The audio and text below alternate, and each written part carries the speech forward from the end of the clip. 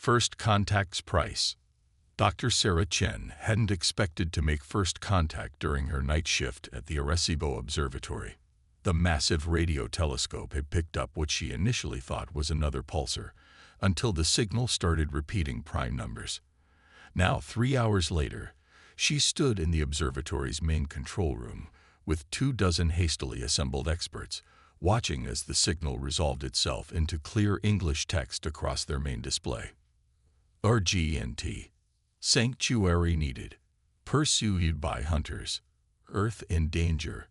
Permission to approach. General Marcus Hayes of the newly formed Space Defense Command stared at the message, his weathered face illuminated by the screen's glow. Could be a trap, he muttered, though his voice lacked conviction. They'd been detecting unusual energy signatures at the edge of the solar system for weeks. If they wanted to attack, they wouldn't ask permission. Sarah pointed out, her fingers dancing across the keyboard as she ran another analysis. The signal's coming from a single small object, about the size of a shuttle. Whatever it is, it's badly damaged. I'm detecting massive energy fluctuations. The general's phone buzzed. After a brief conversation, he nodded grimly. The Security Council's made their decision. Send the response. Sarah typed quickly. Approach APPROV. Maintain QUROENT velocity. Any deviation will be considered hostile. The reply came instantly. Gratitude. Arrival in 47 minutes. Hunters close behind. Prepare for Noboligi and Sephir. Those 47 minutes changed everything humanity thought they knew about the universe. The object that streaked through Earth's atmosphere wasn't made of metal or any conventional material. It was pure crystalline energy, a geometric pattern of light that pulsed with its own internal rhythm. It landed gently in the desert outside the hastily established containment zone, its surface crackling with what looked like purple lightning. As Sarah approached with the first contact team, the crystal began to transform. Its faceted surface flowed like liquid light, reshaping itself into a humanoid figure that stood nearly 8 feet tall. Its form was feminine but alien, with patterns of light flowing through what might have been called skin on a human being. I am Lyra. The being spoke, her voice carrying harmonic overtones that made Sarah's chest resonate. Was a sentinel of the Luminar Collective. I come bearing both warning and opportunity, though I fear the former outweighs the latter. General Hayes stepped forward. We're listening. My people are energy beings. We evolved beyond physical form eons ago, becoming creatures of pure light and thought. We believe this made us superior, untouchable. Lyra's form flickered, patterns of light dimming momentarily. We were wrong. The Void Hunters found a way to feed on us, to consume our very essence. They are. She paused, searching for words. Think of them as living black holes with consciousness and purpose. They devour light, energy, and life itself. They've already consumed 3 galaxies in their expansion, and now they've found yours. Sarah felt her blood run cold. How long do we have? Months, perhaps a year before their main force arrives. But they're scouts. Lyra's form pulsed with urgency. They followed me here. They'll report back to the others that this system harbors something unique, something they've never encountered before.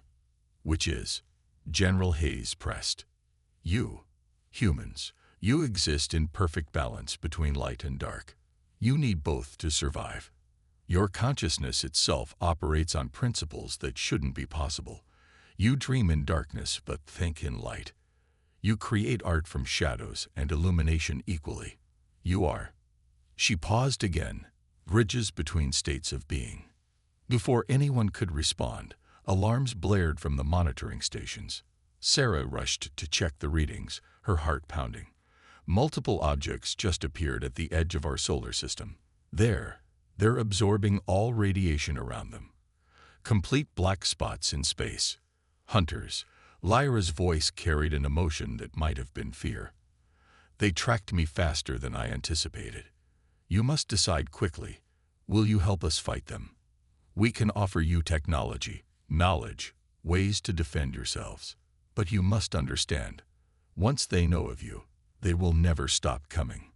Your very nature threatens their existence as much as ours does. General Hayes looked at Sarah, then at the assembled teams of scientists and military personnel. In their faces, he saw the same mix of fear and determination that he felt. If these hunters are coming whether we help or not, he said slowly, then we might as well learn everything we can about fighting them. Then we must hurry, Lyra said, her form brightening. The knowledge transfer must begin immediately. But first, you should understand what you're truly facing. She raised her arms, and the air around them filled with holographic images, vast fields of stars going dark, worlds being drained of energy, and massive shapes that seemed to eat light itself moving between galaxies. The Void Hunters aren't just predators, she explained as the images shifted. They're believers. They think darkness is the natural state of the universe, that light is an aberration that must be corrected. And now they've found a species that proves their entire philosophy wrong. You show that light and dark can coexist, can even strengthen each other. That makes you more dangerous to them than any weapon. As Sarah watched the images of destruction, a thought struck her. You said we're bridges between states, she said slowly. Could that be useful? Could we find a way to communicate with these hunters, maybe find a peaceful solution? Lyra's form dimmed noticeably. We never considered that possibility. We've been fighting them for so long. She seemed to gather herself. But there's no time for diplomatic overtures now. The scouts will report back within hours. We need to prepare Earth's defenses immediately. General Hayes was already on his phone, initiating emergency protocols that had been drafted but never truly expected to be used. Around them, the containment zone erupted into activity as personnel rushed to implement humanity's first extraterrestrial defense plan. Sarah looked up at the night sky, where the first stars were becoming visible. Somewhere up there, humanity's future was approaching in the form of living darkness. But as she watched Lyra begin to share her knowledge with the assembled scientists, she couldn't help but wonder if there was more to this story than either side was telling.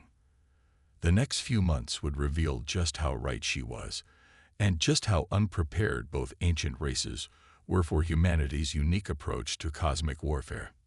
The human element. 2 months after Lyra's arrival, Sarah Chen stood in a transformed Arecibo facility, watching as scientists from 20 different nations worked alongside floating beings of pure light. The main research floor had become a strange fusion of human and luminar technology. Crystalline structures grew from conventional computer banks, and streams of light pulsed through transparent conduits alongside fiber optic cables. The discovery they'd made 3 days ago changed everything. Show me the brainwave patterns again, she asked Dr. James Okonjo, her colleague from the neural physics department. The Nigerian scientist pulled up a holographic display, showing side-by-side comparisons of human and luminar consciousness patterns. It's not just that we dream in darkness, James explained, pointing to specific wavelengths. Human consciousness actually oscillates between light and dark states thousands of times per second. We exist in a quantum superposition between the two fundamental forces of the universe. Lyra floated nearby, her purple-tinted form rippling with what Sarah had learned to recognize as excitement. This explains why the hunters fear you so much. You're not just capable of understanding both states, you actively embody them. Sarah studied the patterns. And you think we can use this somehow? To fight the hunters? Not to fight, came a new voice. Dr. Emily Rodriguez walked in, carrying fresh data prints. The quantum physicist had been working directly with the Luminar on weapons development, but lately she'd been pursuing a different angle. To communicate, she spread the prints across a desk. Look at these energy signatures from the Hunter scout ships. They're not random patterns of absorption. They're language, wavelengths of darkness that carry meaning. just like the Luminar communicate through light patterns. We've known this, Lyra said, her tone carrying a hint of dismissal. But their language is antithetical to our existence. We cannot comprehend it without being consumed. But we can, Emily insisted. Human brains already process both light and dark information. We just need to find a way to amplify this ability, to let us consciously perceive and generate these patterns. Sarah felt a chill run down her spine. You want to turn humans into translators between light and dark. More than translators, James added, catching on to Emily's idea. Mediators. Before they could discuss further, alarms blared throughout the facility. General Hayes's voice came over the intercom. All personnel to battle stations. Multiple hunter signatures detected entering the inner solar system. Sarah rushed to her monitoring station, bringing up the deep space feeds. The images made her blood run cold. Dozens of void-black shapes were moving through the asteroid belt, their passage leaving trails of absolute darkness where the stars disappeared. They're not attacking, she realized, studying their formation. This is an embassy. Lyra's form fluctuated with agitation. Impossible. The hunters don't negotiate. They consume. They're broadcasting. Emily called from her station. But these patterns, they're different from anything we've recorded before. Sarah made a decision. Route it through the new quantum interface. The interface was an experimental device they'd developed, designed to translate energy patterns into forms human consciousness could comprehend. The message that emerged was unlike anything they'd expected. We recognize the bridge mines. We understand. CAs protecting the like thieves. Help us or balance. Light thieves. Sarah looked at Lyra. What are they talking about? Lyra's form dimmed noticeably. They don't understand. Light is meant to be shared, to grow. Is it? James asked quietly.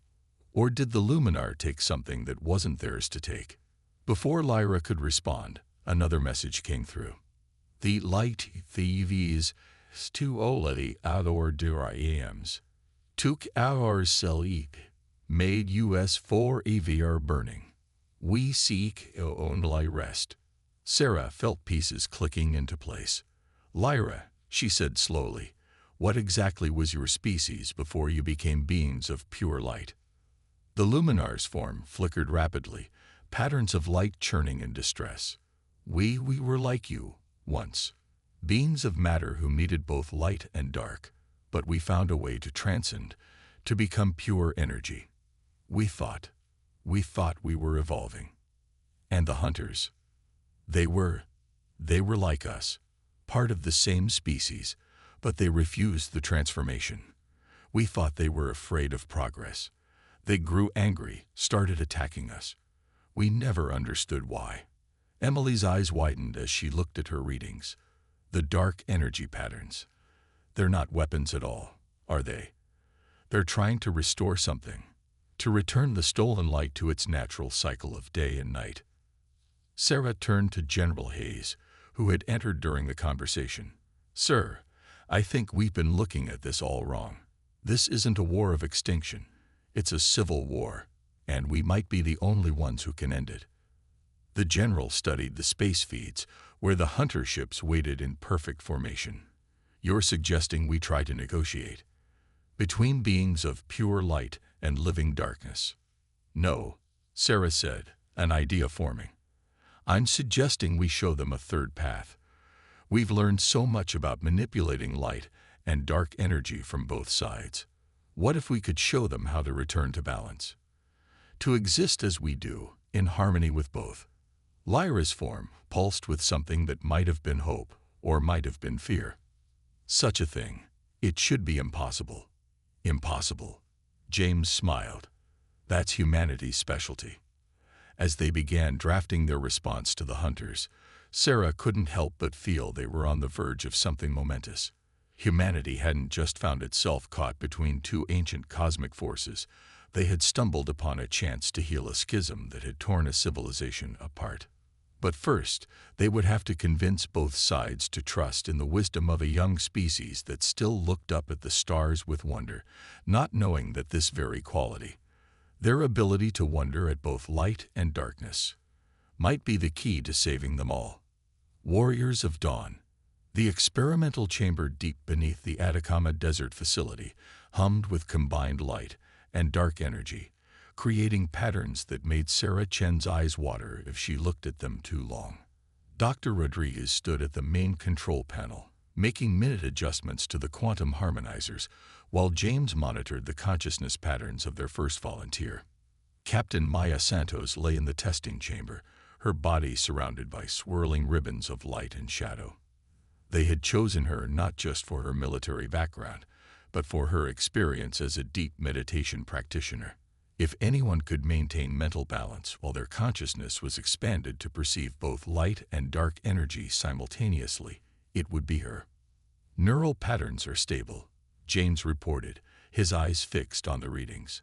She's maintaining the quantum superposition state longer than any previous attempt. 3 minutes and counting. Lyra hovered anxiously nearby, her light form dimmed to avoid interfering with the delicate energy balance. In the corner, a containment field held their other observer, a hunter they called Shadow, who had volunteered as an embassy from their kind.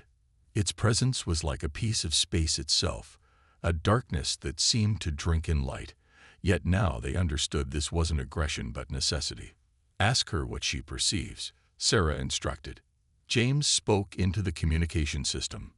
Maya, can you describe what you're experiencing? Maya's voice came through clear but strange, as if she was speaking in harmonics. I understand now. I can see both sides. The light, it's beautiful, but it's not meant to be constant. And the darkness, it's not empty. It's full of potential, of rest, of renewal. Sarah glanced at their two alien observers. Both Lyra and Shadow were showing signs of agitation in their own ways. Lyra's patterns flickering rapidly, Shadow's edges rippling like heat waves. The transformation matrix is approaching critical threshold, Emily warned. We need to decide now. Do we proceed with full integration? Sarah looked at General Hayes, who had insisted on overseeing this crucial test personally. He nodded grimly. Captain Santos is aware of the risks. Proceed. Emily's fingers flew over the controls, initiating the sequence they had spent months developing.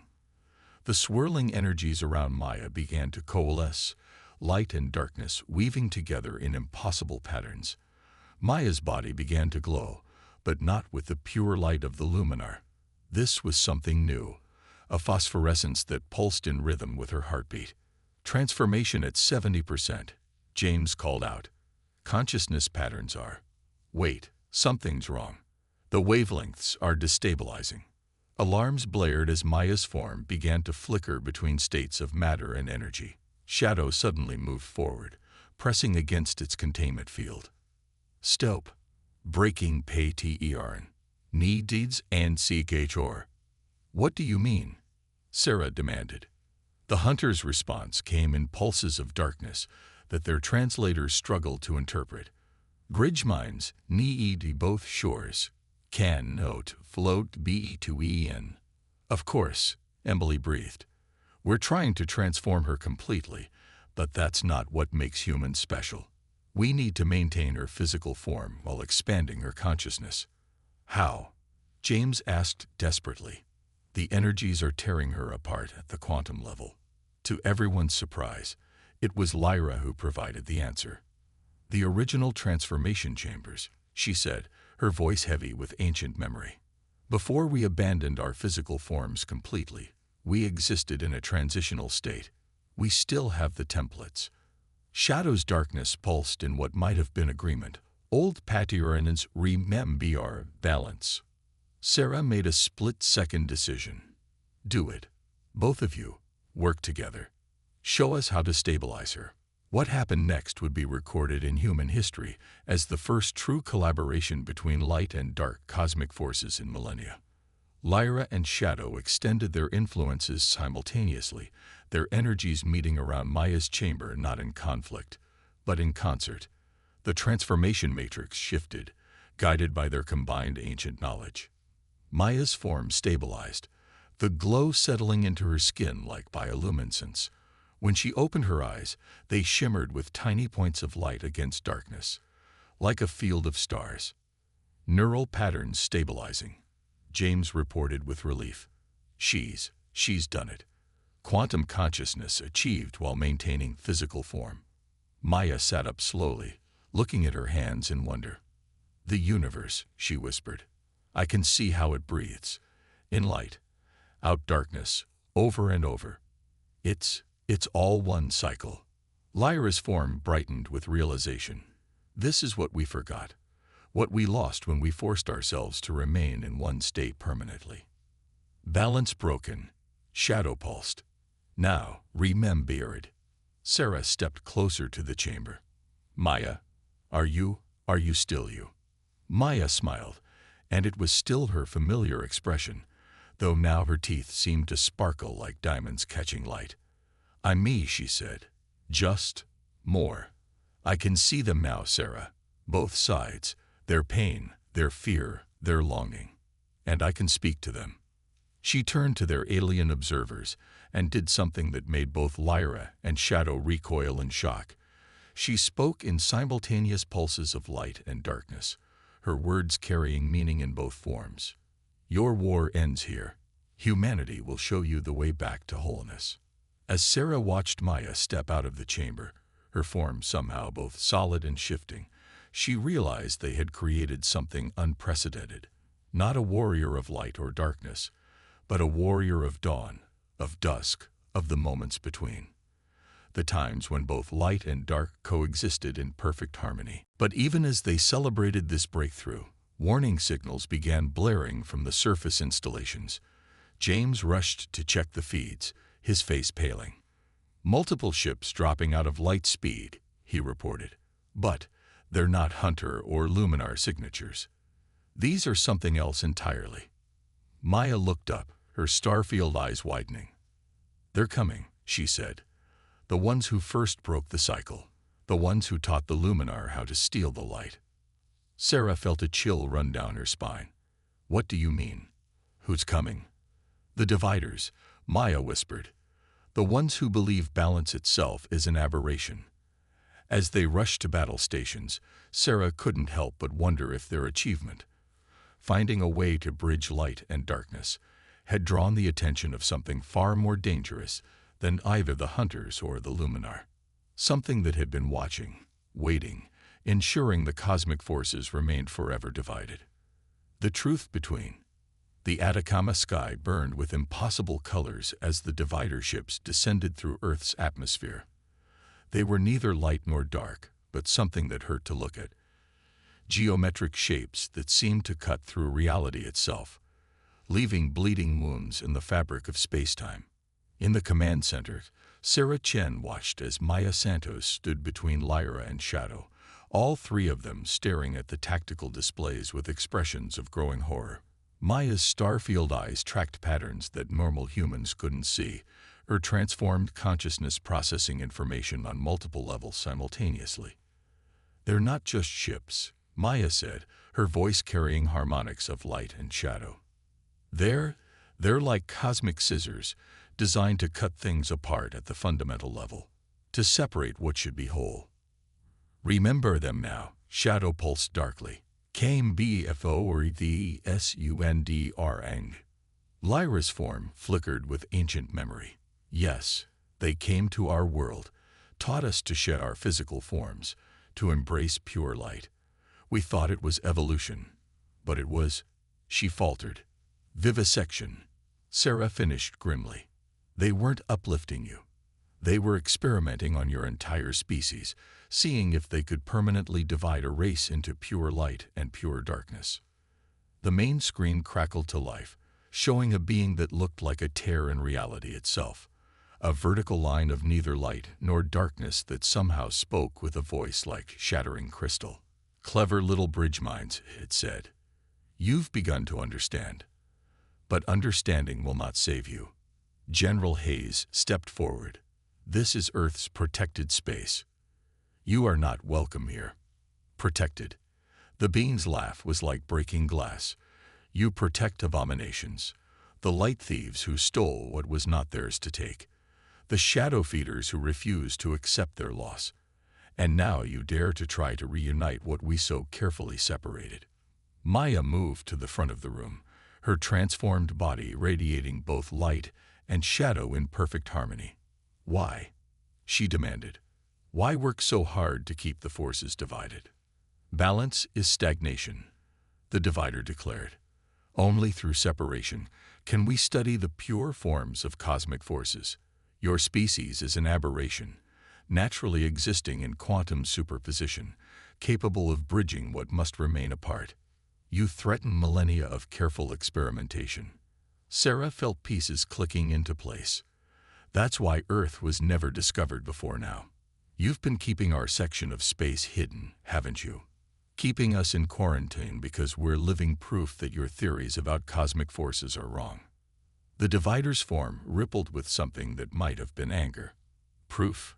You are in error, one we have come to correct. Warning signals blared as the divider ships began powering up their weapons. But Sarah noticed something strange about their energy readings. Maya, she called out. What do you see in their attack pattern? Maya's starfield eyes narrowed. They're not just targeting us. They're targeting the space between things. The boundaries where light and shadow meet. They're trying to create permanent divisions in local space-time. Can we stop them? General Hayes asked. Not alone, Maya said. Then she turned to Lyra and Shadow. But maybe together. Shadow, you know the dark spaces between stars. Lyra, you understand the bridges of light that connect all things. If we combine that knowledge with humanity's natural quantum state. She didn't need to finish.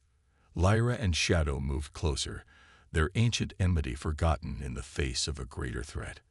Around the world, other Luminar and hunters who had been cautiously cooperating with human researchers did the same. What happened next would be debated by scientists for generations. Maya acted as a focal point, combining Shadow's mastery of void space with Lyra's control of light paths.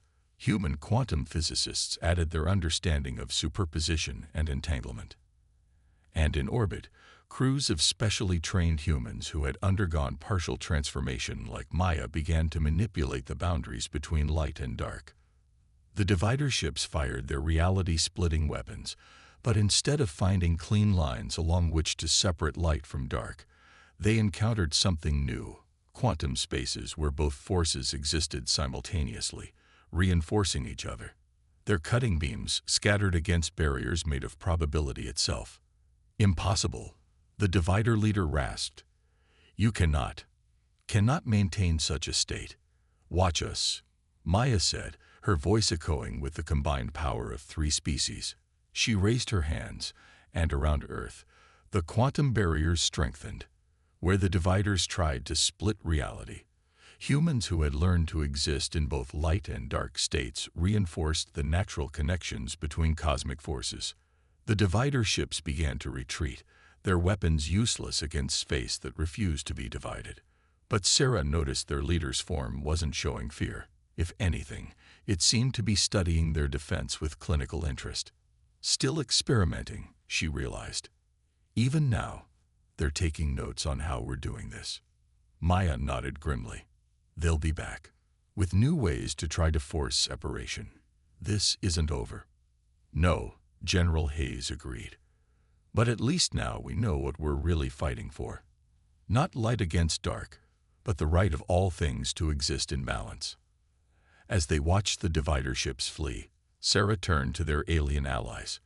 We'll need to prepare, to train more humans to do what Maya can do. And she hesitated, looking between Lyra and Shadow, to find a way to help your people return to balance, if they choose to.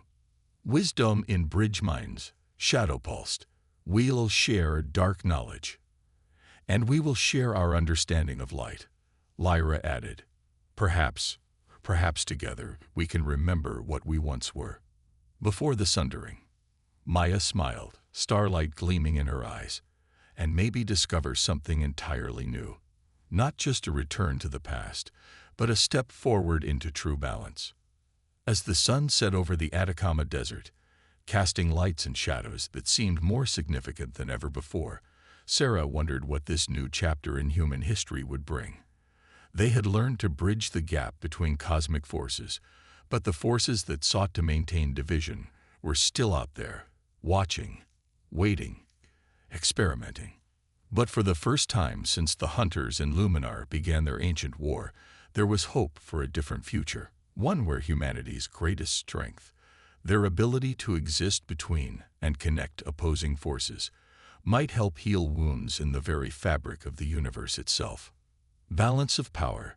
6 months after the first divider attack, Earth had become something unprecedented in the galaxy, a world where light and shadow danced in harmony.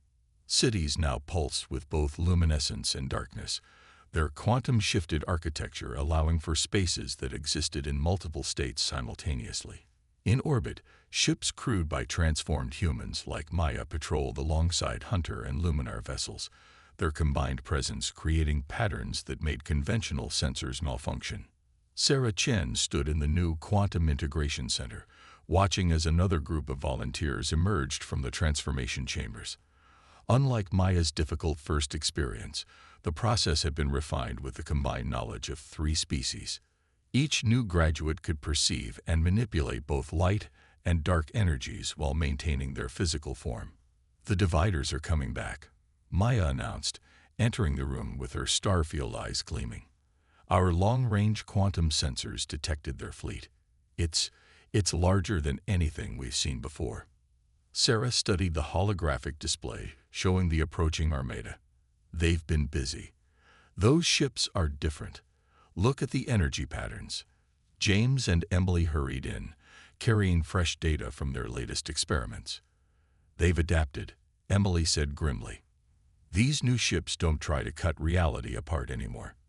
They're designed to collapse quantum superpositions, to force everything into a single state." "Can they do that?" Sarah asked. "Force something to be only light or only darkness." "They're going to try," James replied. "And they've had millions of years to perfect their techniques. This isn't just about Earth anymore. They want to end our project before we can help more of the Luminar and Hunters recombine." He was right. In the months since discovering the truth about the ancient sundering, thousands of Luminar and Hunters had begun working with humans to restore their original dual-state nature. It was a difficult process, requiring both species to remember how to exist in balance, but each success proved that the divider's work could be undone. "They'll target the transformation chambers first," Maya said. "Without them, we can't help others return to balance." Sarah turned to their alien allies. Lyra and Shadow had become permanent fixtures at the facility, their own forms gradually shifting as they relearned ancient truths about their nature. "How much time do we have?" 3 days, Shadow pulsed. "Moving through dark spaces. Not enough time to evacuate," General Hayes said, joining them. "And nowhere to evacuate to. If they succeed here, they'll hunt down every world that's heard our message of unity." "Then we don't evacuate," Sarah said, an idea forming. "We accelerate." "Maya, how many transformation chambers do we have ready?" 12 facilities worldwide, 8 chambers each." "Why?" Sarah looked at the holographic display of Earth, where points of light and shadow swirled together in beautiful harmony. "The dividers want to force everything into a single state. But what if we could turn their own principle against them? What if we could make it impossible to exist in a single state in this entire sector of space?" Emily's eyes widened. "A quantum cascade, using the transformation chambers as focal points to shift the fundamental nature of local spacetime. Is that even possible?" General Hayes asked. "Theoretically," James said slowly. "If we had enough power, enough transformed humans working in concert with both Luminar and Hunters, we could create a quantum field that maintains superposition at the cosmic level. And what would that do to normal humans? To Earth?" The general's question hung in the air. Sarah met his gaze steadily. "Nothing. We already exist in quantum superposition naturally. That's what makes us special, remember. We'd just be making our natural state the dominant one in our corner of space. Maya's star-filled eyes gleamed. We'd be creating a sanctuary, a place where balance isn't just possible, but inevitable. Over the next 3 days, they worked tirelessly to prepare. Every transformed human was positioned at key points around the globe, working in triads with Luminar and Hunter allies. The transformation chambers were modified to act as resonance amplifiers, their energies linked through quantum entanglement. The Divider fleet arrived exactly when Shadow predicted, their reality-collapsing weapons powered up and ready. Their leader's voice cut through all communications channels, sounding even more like breaking glass than before.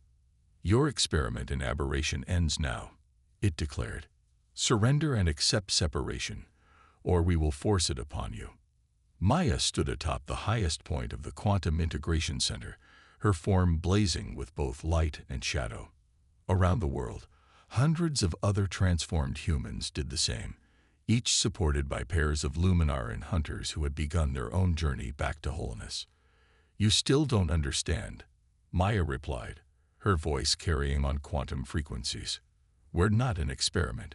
We're not an aberration. We're what happens when you stop fighting the natural order of things." The Dividers opened fire, their weapons designed to collapse quantum states and force separation. But they hadn't counted on the degree of preparation humanity had achieved. As their reality-collapsing beams struck Earth's atmosphere, they encountered something unprecedented.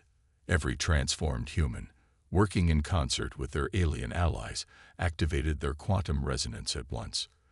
The transformation chambers pulsed with combined energy, creating a cascade effect that rippled through space-time itself. Where the Dividers tried to force collapse into single states, they found reality itself fighting back.